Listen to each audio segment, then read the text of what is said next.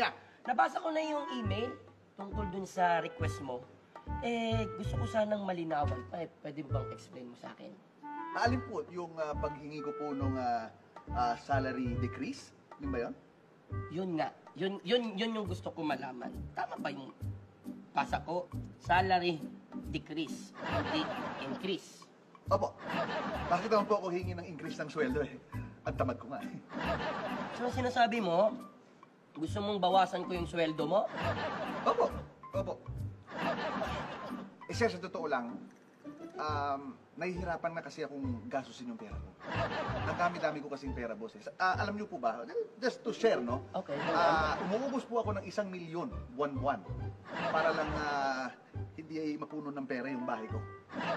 Wait a minute, Mr. Cruz. 1 million? Yes, 1 million? 1 million naman. Actually, kung sa pangangailangan ko lang, no? Oh. 500, 600,000, pwede na. Pero kaya pinipilit kong maka 1 milyon buwan-buwan. Pinipilit ko na lang, oo. 500, 600, pinipilit mo pang 1 million? Bakit kailangan mo ubusin ng 1 million sa isang buwan? Kasi sir, kung hindi ko gawin yun, maiipon yung pera. Hindi ko na alam kung saan ko ilalagay yung pera ko, boss. Saan pa kasi dinadala yung pera mo? Wala. Kahit kung ano-ano na lang, kung ano-ano ginagastos ko. Minsan bumibili ako ng sasakyan. Oh.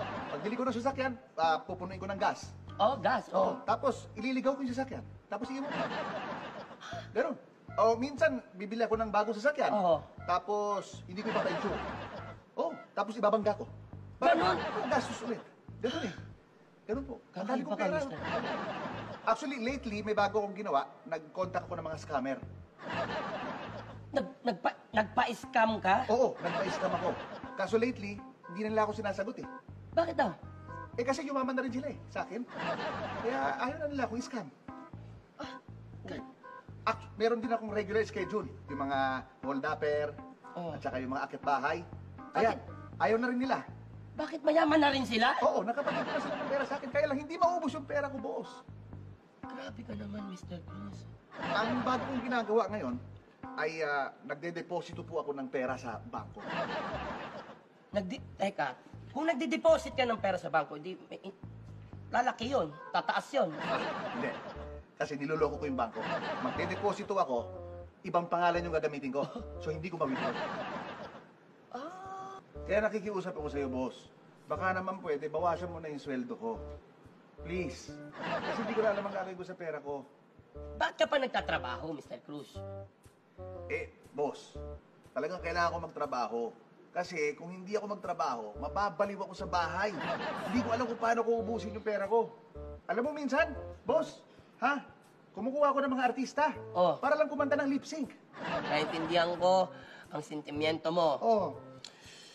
Pero sa kahilingan mo na ganyan, nakakalungkot sa part ko, hindi ko mapagbibigyan ang salary decrease mo. Bakit?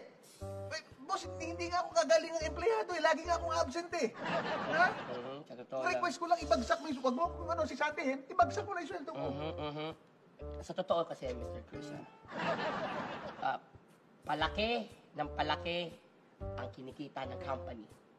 At pataas ng pataas ang sales ng company. In short, sobrang yaman na ng company.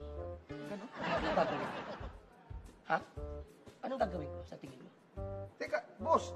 Listen, meron akong maganda pang plano sa'yo. Ang gagawin ko, imbis na decrease, i-increase ko pa ang sahod mo. Increase?